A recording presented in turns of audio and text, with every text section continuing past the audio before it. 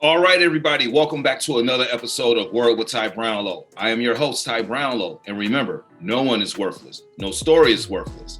And today, ladies and gentlemen, got a very special guest for you. I'll give you a couple of words about my guest. Acclaimed, sonic, timeless, stellar, all the way from Los Angeles. Please put your hands together for Mr. Chester Gregory. What's going on? Hey. I'm happy to be here, man. Thank you for having me. All right. That's what's up, man. That's what's up. Man, I want to get right into it if you don't mind. Okay. All right. Now, you have a single called The Doppler Effect. Yeah. Okay. What is it all about? Let's get into it. Is it part of an EP, album? Let's find out all we can about this Doppler Effect. Tell us all about it. Thank you. The Doppler Effect is a part of a EP that's coming out very soon called Retrograde. Mm-hmm. And so the Doppler Effect, It's Me, is a song that I wanted to use. Well, I wanted to kind of show the relation between what happens with the Doppler Effect and what happens with people in relationships. So just for the sake of everybody being on the same page with what the Doppler Effect actually is there's a stationary object or person, mm-hmm. the observer, and as it's approaching you, it sounds one way or it's one color, it's blue, mm-hmm. right? That's how they can tell if stars are moving towards or away from the earth. Mm-hmm. Then as it passes you, the sound changes and the color changes from blue to red as it goes past. Mm-hmm. So that same thing happens in relationships, right? We see somebody, we meet somebody or whoever that person of interest is, we're like, ooh, yeah. And then something may happen, it doesn't work or whatever it is, right? And then as there's distance created, everything we see and hear about that person looks, completely different as opposed to how we relate. So the Doppler Effect is about how relationships are, but then also in order for the Doppler Effect to work, the observer must be stationary. And so what it's doing at the same time is talking about the change dynamic that happens in relationships, but it's also an admittance of lack of growth from the observer. So me in the Doppler Effect in the song, I'm singing about how the relationship is not working. And I know, but yet at the same time, I know that the problem lies within myself. I haven't grown, thus growth happening, but it happens after that song. So yeah, that's the breakdown of it. Hey, look. One of the words I used was stellar. I mean, it could be interstellar or what have you, but hey, right. Stellar. So, right. I like that. I like that analogy. I like the way you put that. And that's real, and is that how most of it, is that how most of your music is? Are you that witty? Are you that crafty when you're making a song or what have you? Like, what's your process when you go into making music? I love things that are very concept oriented. I'm just a huge fan of that kind of thing. And, sometimes you don't always see or experience projects that are concept oriented. A lot of times it's just about like turn around content and getting the stuff out there for the sake of people having things that they're interested, in you without you having content without people losing interest, right? So there's one method with that. But mine, I like to take the approach of really having a concept that speaks to me and that also speaks to where I am in life. And then hopefully it relates, to other people or as many people as possible. So my process is I kind of just see how I'm feeling, and I have a folder of notes, which things I've jotted down over the years that kind of stuck out with me.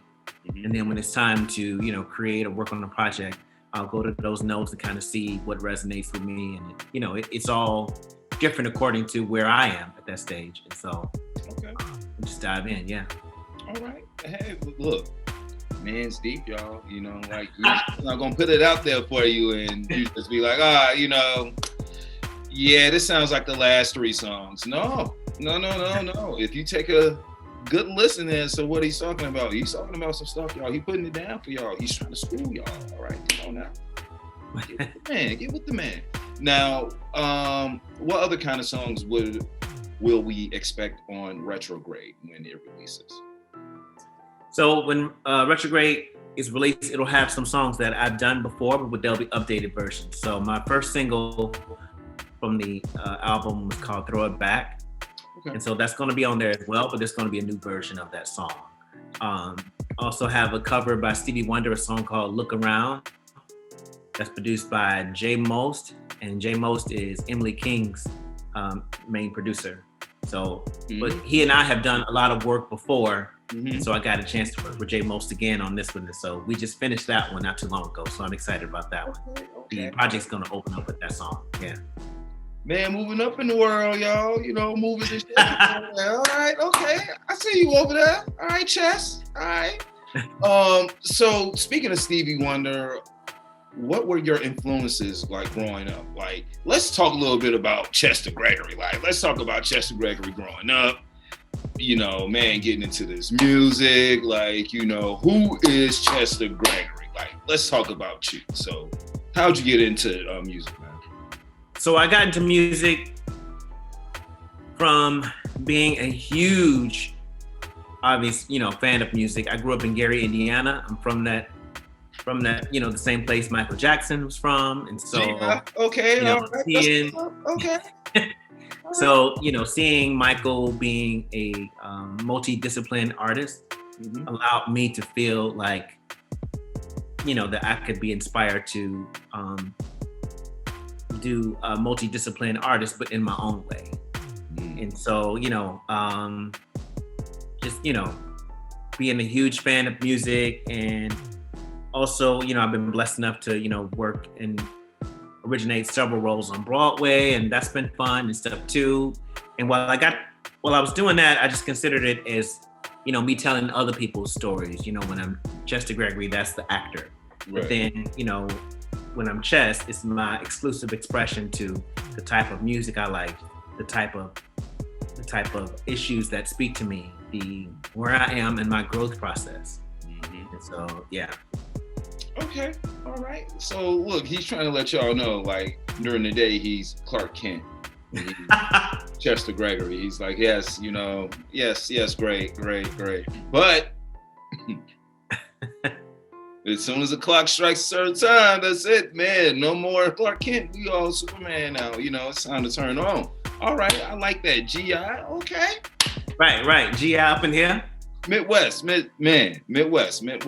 Because I'm in Chicago right now, so yeah. Man. Oh, come on now. Yeah.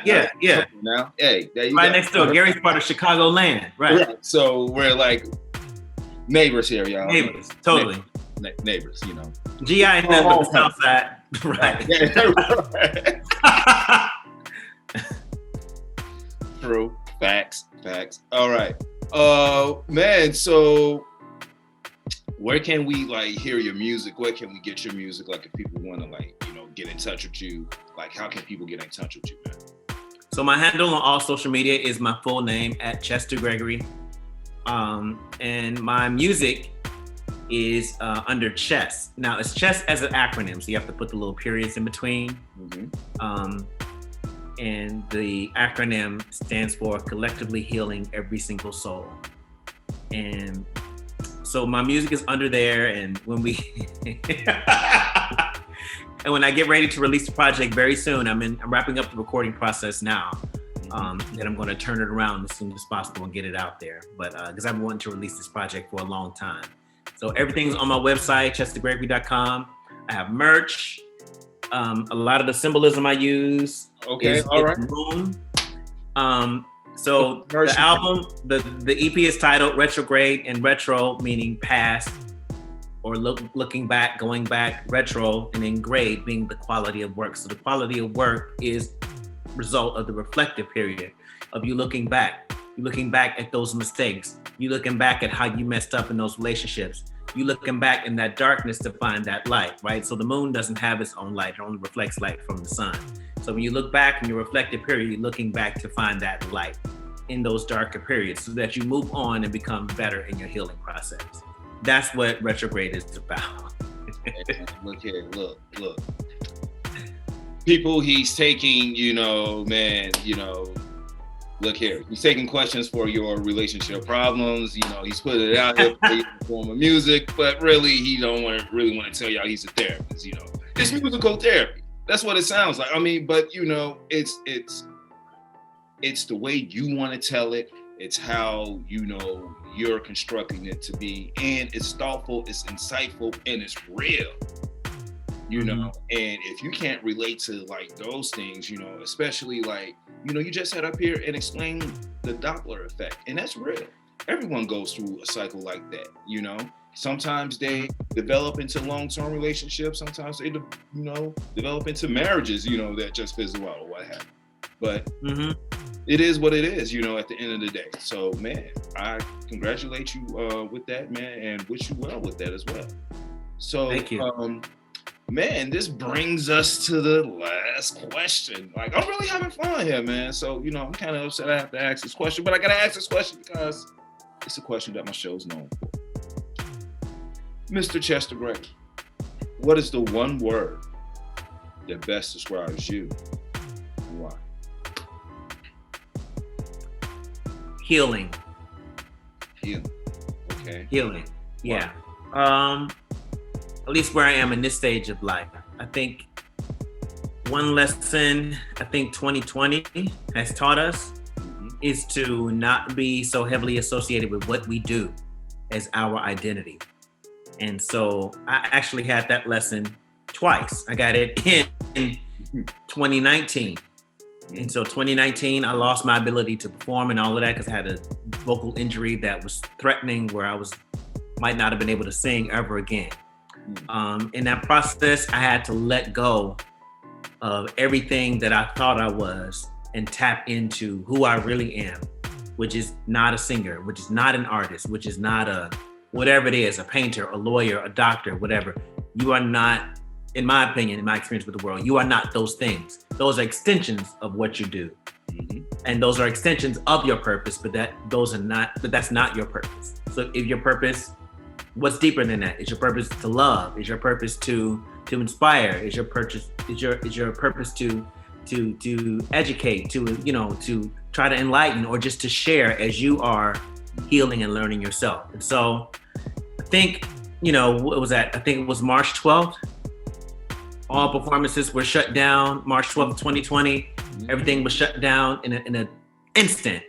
That was it. The world changed, especially for artists, especially for performing artists like myself, where we get our livelihood from, live performances every single, for 10 plus years, I performed 6 days a week, 8 shows a week, and so now who are you, right? And so being able to let that go and reconnect with that deeper sense of purpose then allows me to say, okay, yeah, I'm a singer, yeah, I'm an actor, yeah, I'm an artist, but my purpose of doing that, my why, was because I felt love, I felt connected from the source, from God. I felt like I was sharing something, right? So then I can do that while I'm not on the stage. I can do that with my day-to-day life. I can do that while I'm teaching. I can do that multiple ways. And so that then empowers you to then not have so much stake in what the actual thing is. So then it becomes interchangeable and you're allowed to continue to evolve. And so I am a person who is just healing and aiming to work, to be a little bit better than I was yesterday. That's it. Well, I mean, hey, that last part you just said, better than what you were yesterday, and you hinted on another word, evolve. And, to heal, you have to do those things. You have to be better than you were yesterday. You have to get back up and keep it moving. And eventually, you will evolve to the point where, hey, all those things that happened in the past, rear view mirror, so far behind, and you're just a totally different person. And man, yeah. I thank you for that, man. That's very insightful. Like I can tell, like listening to your music, you're very insightful. Like you really think about, the root of whatever the issue is at hand. So, man, that's what's up. Any shout outs, man? Anybody want to say what's up to? Any last words? Anything you want to say?